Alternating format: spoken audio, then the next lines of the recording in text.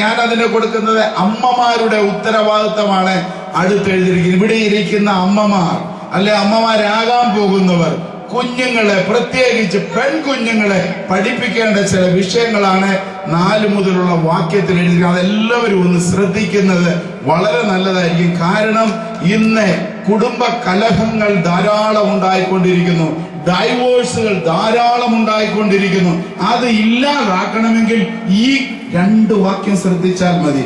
ദൈവത്തിന് അത് വായിച്ചേ, 4-5 വാക്യം. നടപ്പിൽ പവിത്ര യോഗ്യന്മാരും ഏഷന് പറയാത്തവരും വീഞ്ഞ് അടിമപ്പെടാത്തവരുമായിരിക്കണമെന്നും ദൈവവചനം ദുഷിക്കപ്പെടാതിരിക്കേണ്ടതിന് യൗവനക്കാരത്തികളെ ഭർത്തൃപ്രിയമാരും പുത്രപ്രിയരും സുബോധവും ആധിപത്യമുള്ളവരും വീട്ടുകാര്യം നോക്കുന്നവരും ദയുള്ളവരും ഭർത്താക്കന്മാർക്ക് കീഴ്പ്പെടുന്നവരും ആയിരിക്കാൻ എന്ത് ചെയ്യണം? ശീലിപ്പിക്കണം. അമ്മമാര് മക്കളെ ശീലിപ്പിക്കണം. പിള്ളേര് വീട്ടുകാര്യം നോക്കുന്നവരായിരിക്കണം, അവർ ഭർത്തൃപ്രിയരായിരിക്കണം, അവർ പുത്രപ്രിയരായിരിക്കണം, പാതിവൃത്യമുള്ളവരായിരിക്കണം, വീട്ടുകാര്യം നോക്കുന്നവരായിരിക്കണം, ഭർത്താക്കന്മാർക്ക് കീഴ്പ്പെടുന്നവരായിരിക്കാൻ ശീലിപ്പിക്കണം. മോളെ നഴ്സിംഗ് പഠിപ്പിക്കുന്ന നല്ലതാ, ഡോക്ടറാക്കുന്നത് നല്ലതാ, പക്ഷെങ്കിൽ വീട്ടുകാരെ നോക്കാനൂടെ പഠിപ്പിക്കണം. Price the Lord. ഇന്ന് നമ്മൾ നഴ്സിംഗ് പഠിപ്പിച്ചിട്ട് അതിന്റെ കാലാവധി കഴിയുമ്പോഴത്തേക്ക് കല്യാണം കൂടെ ആലോചിക്കുക. നഴ്സിംഗ് കഴിഞ്ഞ് വീട്ടിൽ വരുത്തിയിട്ട് ഈ കാര്യങ്ങളോടൊന്ന് പഠിപ്പിച്ചതിന് ശേഷമേ കല്യാണം ആലോചിക്കാവൂ. Praise the Lord. ഹല്ലേലൂയ. പിള്ളേരെ എങ്ങനെ വേണം? അവര് ഭർത്തൃപ്രിയരായിരിക്കണം, ഭർത്താക്കന്മാരെ സ്നേഹിക്കുന്നവരായിരിക്കണം. അത് ശീലിപ്പിക്കണം. അത് വീട്ടിൽ മാതൃക കാണിക്കണം അമ്മ. ഹല്ലേലൂയ. എങ്കിലേ മോളും അതനുസരിച്ച് ജീവിക്കത്തുള്ളൂ. പിന്നെ പുത്രപ്രിയരായിരിക്കണം, കുഞ്ഞുങ്ങളെ സ്നേഹിക്കുന്നവരായിരിക്കണം. ഇന്ന് 1 മതി 2 മതി എന്നും പറഞ്ഞ് അങ്ങനെ അങ്ങ് നിർത്തുക. മക്കളെ യഹോവ നൽകുന്ന അവകാശം, ഉദരഫലം അവൻ തരുന്ന പ്രതിഫലോ, ദൈവം പ്രതിഫലം തരാൻ റെഡിയായിട്ടിരിക്കുക. പക്ഷെ നമ്മൾ പറയുക ഇതൊക്കെ മതിയെന്ന്. അതുകൊണ്ട് നമ്മുടെ അനുഗ്രഹങ്ങൾ ഒത്തിരി നമ്മൾ കുറയ്ക്കുക. Price the Lord. ഹല്ലേലൂയ. പിന്നെ പാതിവൃത്യമുള്ളവരായിരിക്കണം, സ്വഭാവ ഗുണമുള്ളവരായിരിക്കണം. അത് ശീലിപ്പിക്കണം.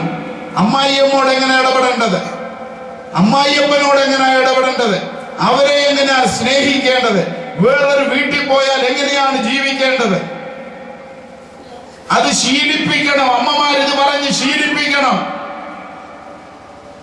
പിന്നെ വീട്ടുകാര്യം നോക്കുന്നവരായിരിക്കണം. വീട്ടിലെ കാര്യങ്ങൾ ഞങ്ങളുടെ വീട്ടിൽ ഇതൊന്നും ചെയ്തിട്ടില്ല എന്ന് പറഞ്ഞ് ഒഴിയുവാനായിട്ടല്ല, നീ ചെല്ലുന്ന വീട്ടിലെ കാര്യങ്ങൾ നോക്കുന്നവളായിരിക്കണം. മുറ്റം തൂക്കാൻ പഠിപ്പിക്കണം, പാത്രം കഴുകാൻ പഠിപ്പിക്കണം, ആഹാരം വയ്ക്കാൻ പഠിപ്പിക്കണം. വീട്ടുകാര്യം എന്തൊക്കെ നോക്കണമോ അതെല്ലാം പഠിപ്പിച്ചു വേണം വിടാൻ. MBBS പഠിപ്പിക്കുന്നത് നല്ലതാ, പക്ഷെ ഇതുകൂടെ പഠിപ്പിച്ചില്ലെങ്കിൽ കുറെ കഴിയുമ്പോ മോളിഞ്ഞു പോരും. Price the Lord.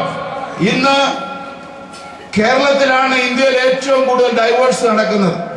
അതിൽ ഏറ്റവും കൂടുതൽ നടക്കുന്ന പത്തനംതിട്ട ജില്ലയിൽ. പെന്തക്കോസ്തുകാർ കൂടുതലുള്ള ജില്ലയാണ് പത്തനംതിട്ട. പെന്തക്കോസ്തുകാരുടെ അത്ര വലിയ പ്രശ്നമില്ല, എങ്കിലും നമ്മളിത് പഠിപ്പിക്കണം, ഇത് ഇല്ലാതാക്കണം. നമ്മുടെ വീടുകളിൽ പ്രശ്നങ്ങൾ ഉണ്ടാകരുത്.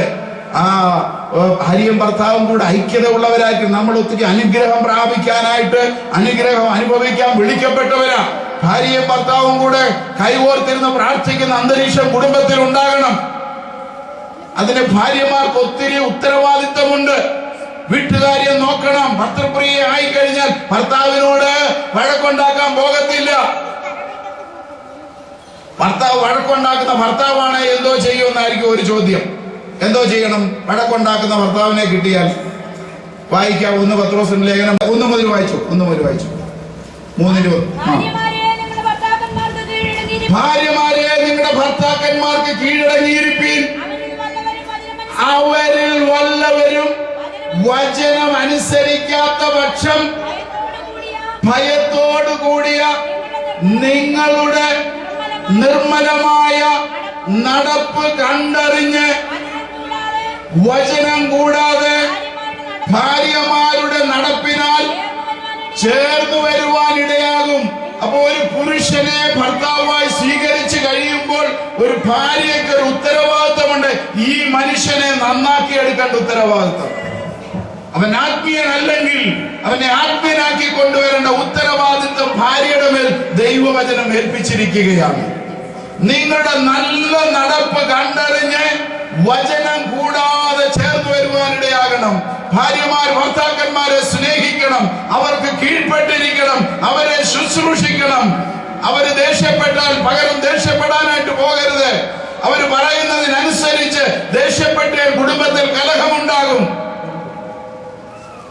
കീഴ്പ്പെട്ടിരിപ്പാൻ അനുസരിക്കുവാൻ മനസ്സ് കാണിച്ചുകൊണ്ട് നല്ല പ്രവൃത്തി കുടുംബത്തിൽ കാണിക്കുമ്പോൾ ഭർത്താവ് വചനം കൂടാതെ ചേർന്ന് വരുവാൻ ഇടയാകുമെന്നാണ് ദൈവവചനം പറഞ്ഞിരിക്കുന്നത്. ആ ഒരു ഉത്തരവാദിത്വം ഏൽപ്പിച്ചിരിക്കുകയാണ്. അങ്ങേര് ശരിയല്ല എന്ന് പറഞ്ഞ് ഇട്ടിട്ട് പോകാൻ ദൈവവചനം അനുവദിക്കുന്നില്ല.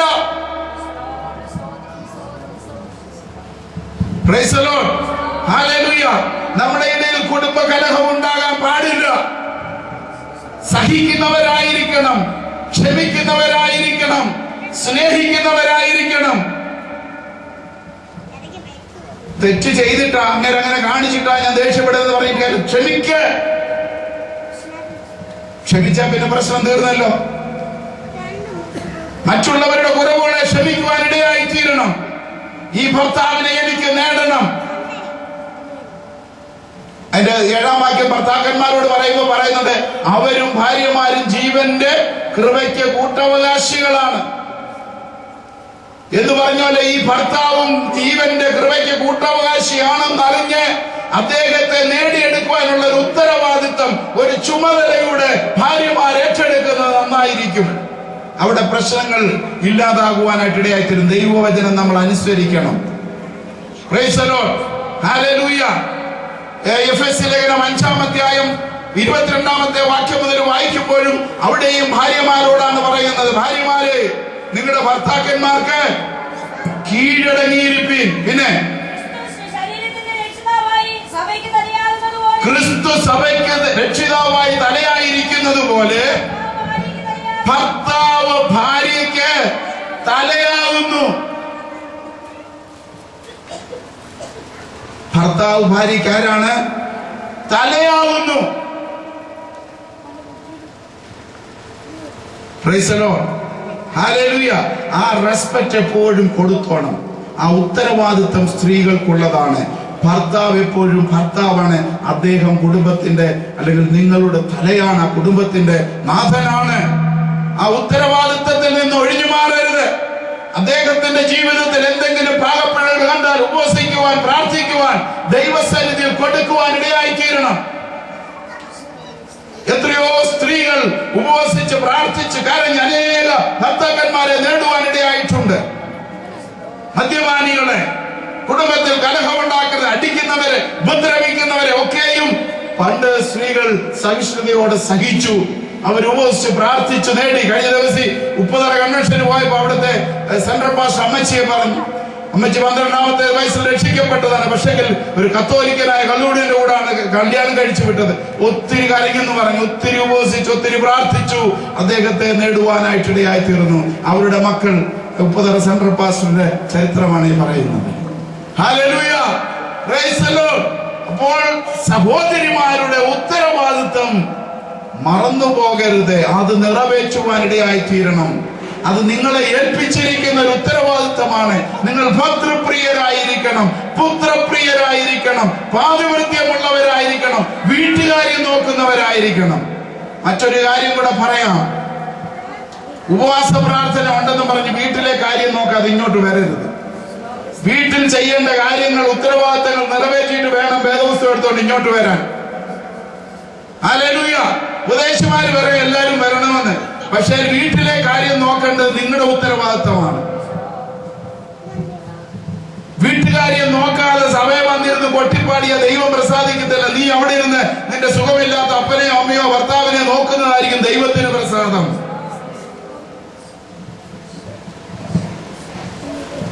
ഹല്ലേലൂയ. ഞാൻ ഈ വിഷയങ്ങൾ വളരെ എനിക്ക് അവസരം കിട്ടുമ്പോഴൊക്കെയും സംസാരിക്കാറുണ്ട്. എഫെസ്യ ലേഖനം 6-ാം അധ്യായം 1-2 വാക്യങ്ങൾ വായിക്കുമ്പോൾ അവിടെ എഴുതിയിരിക്കുന്നുണ്ട്, മക്കളെ നിങ്ങളുടെ അമ്മയപ്പന്മാരെ കർത്താവിൽ അനുസരിപ്പീൻ, അത് ന്യായമല്ലോ. നിങ്ങൾക്ക് നന്മയുണ്ടാകുവാനും നീ ഭൂമിയിൽ ദീർഘായുസ്സോടെ ഇരിക്കുവാനും നിന്റെ അപ്പനെ അമ്മയും ബഹുമാനിക്ക. അത് പുരുഷനാകട്ടെ സ്ത്രീ ആകട്ടെ, നിന്റെ അപ്പനെയും അമ്മയും നീ ബഹുമാനിക്കണം. ഒരു സഭയിൽ ഞാനിത് പ്രസംഗിച്ചിറങ്ങിയപ്പോൾ ഒരു അമ്മായി അമ്മയും മോളും കൂടെ, ആ മരുമോള് വന്ന് എന്നോട് ചോദിക്കുക, പാസ്റ്റർ മക്കളുടെയും ഭാര്യയുടെയും ഭർത്താവിന്റെ കാര്യം, അമ്മായി അമ്മയുടെയും മോളുടെയും കാര്യമൊന്നും പറഞ്ഞില്ലല്ലോ.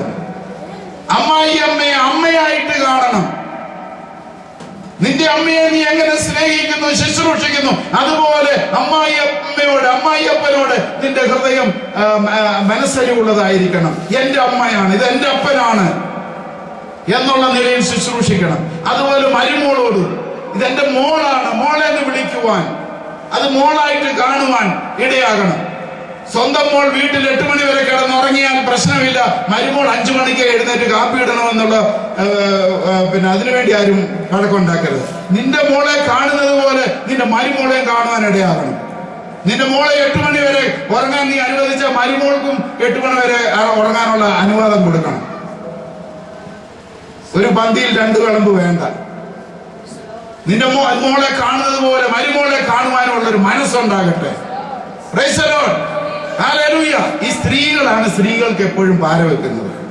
അമ്മായിയമ്മ പോലെ അല്ലേ, നാത്തൂൻ പോലെ അല്ല, അമ്മായിയപ്പൻ പോലെ നിങ്ങൾ കേട്ടിട്ടുണ്ടോ? അനിയൻ പോരാന്ന് കേട്ടിട്ടുണ്ടോ? നാത്തൂനാണ് പോരെ. ഇപ്പൊ പെണ്ണുങ്ങൾ ഒത്തിരി ശരിയാകാനുണ്ട്. നമ്മുടെ മനോഭാവത്തിനൊക്കെയും കുറെ മാറ്റം ഉണ്ടാകണം. മോളെ കാണുന്നത് പോലെ മരുമോളെ കാണാൻ പഠിക്കുക. അമ്മായിയമ്മയെ സ്വന്തം അമ്മയെ പോലെ കാണുവാൻ ഇടയാകട്ടെ. അവർ പ്രായമാകുമ്പോൾ ചിലപ്പോൾ വല്ലതൊക്കെ പറയുന്നിരിക്കും, അത് നമ്മുടെ അമ്മയായാലും പറയും. അത് സഹിക്കുവാനുള്ളൊരു കൃപയ്ക്കായിട്ട് ഏറ്റെടുക്കുക. Price the Lord. ഹല്ലേലൂയ. അങ്ങനെയാണെങ്കിലേ നീ പ്രായമാകുമ്പോൾ നിന്റെ മോളും അല്ല നിന്റെ മരുമോളും നിന്നെ നോക്കത്തുള്ളൂ. നമ്മൾ വിതയ്ക്കുന്നത് കൊയ്യും കേട്ടോ. പണ്ട് ഞാൻ കേട്ടിട്ടുണ്ട്, ഒരു വലിയ സമ്പന്നനായ ഒരു മനുഷ്യൻ, തന്റെ പിതാവും നല്ല നിലയിൽ ജീവിച്ചതാണ്. പക്ഷെങ്കിൽ വാർദ്ധക്യമായി വയ്യാതായപ്പോ കൈവറയ്ക്കുകയും തീരെ അവശനായി തീർന്നപ്പോൾ അദ്ദേഹത്തെ ഒരു പ്രത്യേക ചരിപ്പിലേക്ക് താമസം മാറ്റി. കാരണം ഇദ്ദേഹം മകൻ വളരെ ഉന്നതനായ വ്യക്തിയാണ്. അവിടെ അവരുടെ ഫ്രണ്ട്സ് ഒക്കെ വരുമ്പം അപ്പച്ചന്റെ നടത്തവും വേഷവും ഒന്നും അവർക്ക് അങ്ങോട്ട് പിടിക്കുന്നില്ല. അപ്പോൾ പാത്രങ്ങൾ കൊടുത്ത്, നല്ല പാത്രത്തിൽ ആഹാരം കൊടുത്ത് അത് പൊട്ടിപ്പോകാൻ കയ്യിൽ നിന്ന് താഴെ പോവുകയും ഒക്കെ ചെയ്യുന്നതുകൊണ്ട് ഇവരെ ഒരു മൺചട്ടി ഉണ്ടാക്കി കൊടുക്കുവാനായിട്ട് ഇടയായിത്തീർന്നു. അതോ തടി കൊണ്ടോ ഉള്ള ഒരു ചട്ടി. മനോരമയിൽ വന്നൊരു സ്റ്റോറിയാണ്. ഒടുവിലെ അപ്പച്ചന്റെ കൈ ഈ ചട്ടി, ഇതുപോലൊരു ചട്ടി പിന്നെ ഈ മകൻ ഉണ്ടാക്കണമെന്ന് അപ്പനോട് പറയുകയും ചെയ്തു. ഇതെന്തിനാണ് മോനെ എന്ന് ചോദിച്ചോ പറഞ്ഞു, പപ്പ വലുതാകും, അപ്പച്ചനാകുമ്പോ പപ്പായ്ക്ക് ഇതിനകത്ത് ചോറ് തരാനായിട്ടാണെന്ന് പറഞ്ഞു. അപ്പോഴാ പപ്പായുടെ കണ്ണ് തുറന്നു. ഞാൻ എൻ്റെ അപ്പനെ ശുശ്രൂഷിക്കുന്ന പോലെ ആയിരിക്കും എൻ്റെ മോൻ എന്നെയും ശുശ്രൂഷിക്കുന്നതെന്ന്. ഹല്ലേലൂയ. അതോടുകൂടി ആ അപ്പൻ ഈ വല്യപ്പനെ റൂമിലേക്ക് മാറ്റം കൊടുത്തു, ശുശ്രൂഷിക്കുവാനായിട്ട് തുടങ്ങി. തനിക്ക് മനസ്സിലായി താൻ വിതയ്ക്കുന്നത് കൊയ്യും. ഹല്ലേലൂയ. ദൈവത്തിന് നന്ദിയോടെ സ്തോത്രം. ദൈവമക്കളെ, നീ മറക്കരുത്. ഹല്ലേലൂയ. അടുത്ത സമയത്ത് ഒരു കഥ ഞാൻ കേട്ടു. ഒരിടത്ത് അമ്മായിയമ്മയും മോളുമായിട്ട് ഭയങ്കര പ്രശ്നം. ഒടുവില് ഈ മരുമോൾ അങ്ങ് സഹി കെട്ടിട്ട് ഒരു ഡോക്ടർ, പരിചയമുള്ള ഒരു ഡോക്ടറെ അടുക്ക ചെന്നു, ഡോക്ടറെ, എന്റെ അമ്മായിയമ്മയുടെ കൂടെ എനിക്ക് താമസിക്കാൻ പറ്റത്തില്ല, ആ സ്ത്രീ ഉള്ളിടത്തോളം കാലം എനിക്ക് സ്വസ്ഥമായി ജീവിക്കാൻ പറ്റത്തില്ല, അതുകൊണ്ട് എന്തെങ്കിലും ചെയ്തേ പറ്റത്തുള്ളൂ. എന്തുവാ ചെയ്യേണ്ടത്? ആരും അറിയാതെ കൊല്ലാൻ പറ്റുന്ന മരുന്ന് എന്തുകൊണ്ടെന്ന് ചോദിച്ചു. ആരും അറിയാതെ കൊല്ലാൻ പറ്റുന്ന മരുന്ന് ചോദിച്ചു. അപ്പോൾ ചോദിച്ചു, നിങ്ങൾ എന്നും വഴക്കുണ്ടാക്കാറുണ്ടോ? എന്നും വഴക്കാന്ന് പറഞ്ഞു. അത് നാട്ടുകാർക്ക് അറിയാമോ? എല്ലാവർക്കും അറിയാമെന്ന് പറഞ്ഞു. എന്നാൽ ഈ മരുന്ന് കൊടുത്താൽ നിങ്ങളാ കൊന്നതെന്നുള്ളത് നാട്ടുകാർ അറിയുകൊണ്ട് ഒരു കാര്യം ചെയ്യും, ഒരു 2 മാസം അവരെ വളരെ സ്നേഹിക്കാൻ പറയും. സ്നേഹിച്ച് അവർ മരിച്ചാൽ പറയണം അവർ തമ്മിൽ വലിയ സ്നേഹമായിരുന്നു, വളരെ ആ സ്ത്രീ ഒരിക്കലും അങ്ങനെ ചെയ്യത്തില്ലെന്നുള്ളൊരു ധാരണ ആർക്കുണ്ടാക്കണം? നാട്ടുകാർക്കുണ്ടാക്കണം. അതുകൊണ്ട് അങ്ങോട്ട് സ്നേഹിക്കാൻ പറയും. ഒടുവിൽ ഈ സ്ത്രീ വിചാരിച്ചു ഏതായാലും 2 മാസത്തെ കാര്യമല്ല ഉള്ളൂ, അന്ന് അങ്ങോട്ട് സ്നേഹിക്കാൻ തുടങ്ങി. അമ്മയെ ശുശ്രൂഷിക്കാൻ തുടങ്ങി, ആഹാരം കൊടുക്കാൻ തുടങ്ങി, അമ്മയെന്ന് വിളിക്കാൻ തുടങ്ങി. ഇത് കേട്ടപ്പോഴത്തേക്ക് ഈ അമ്മയ്ക്കും എന്തായി?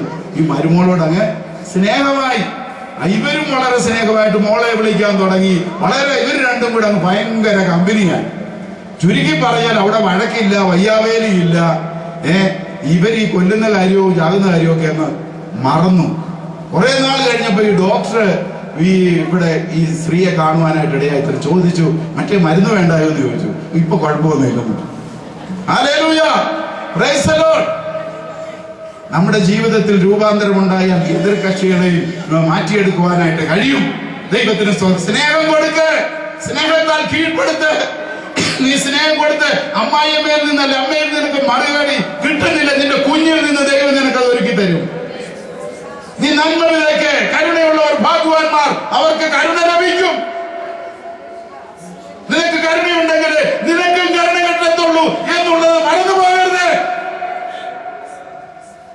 Price the Lord. ഇന്നു മുതൽ നമ്മുടെ ജീവിതത്തിൽ ഒരു മാറ്റം ഉണ്ടാകട്ടെ.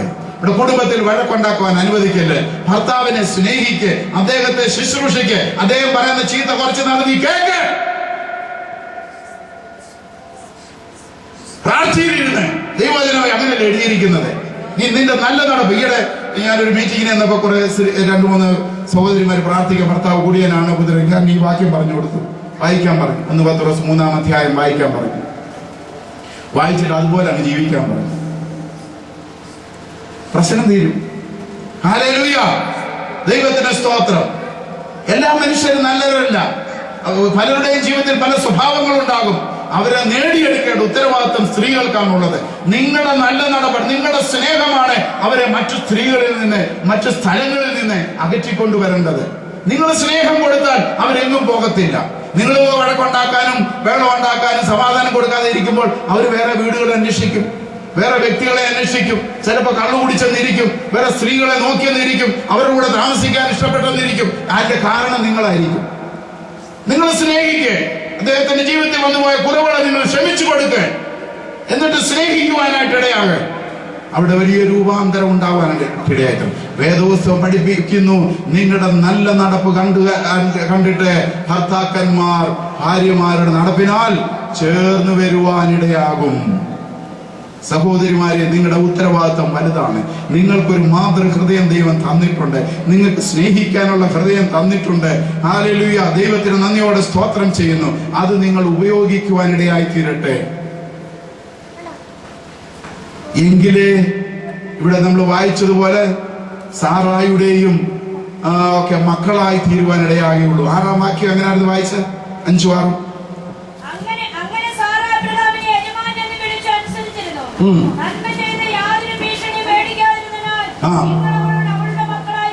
അവളുടെ മക്കളായി തീരും. ഇല്ലെങ്കിൽ വേറെ വല്ലവരുടെ മക്കളായിട്ടേ തീരത്തുള്ളൂ.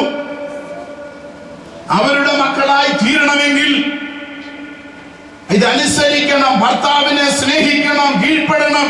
നിങ്ങളുടെ സ്വഭാവത്താൽ അവരെ കൂട്ടിക്കൊണ്ടുവരേണ്ടയാകണം. മറ്റൊരു കാര്യം കൂടെ സഹോദരിമാരെ ശ്രദ്ധിക്കുന്നത് നല്ലതായിരിക്കും. ഇവിടെ ആ സഹോദരി പറഞ്ഞപ്പോൾ ജഡമോഹം, കൺമോഹം, ജീവിതത്തിന്റെ പ്രതാപം, അതിന്റെ ഒരു ഉദാഹരണമാണ് ആയതൻ തോട്ടത്തിൽ കാണുന്നത്.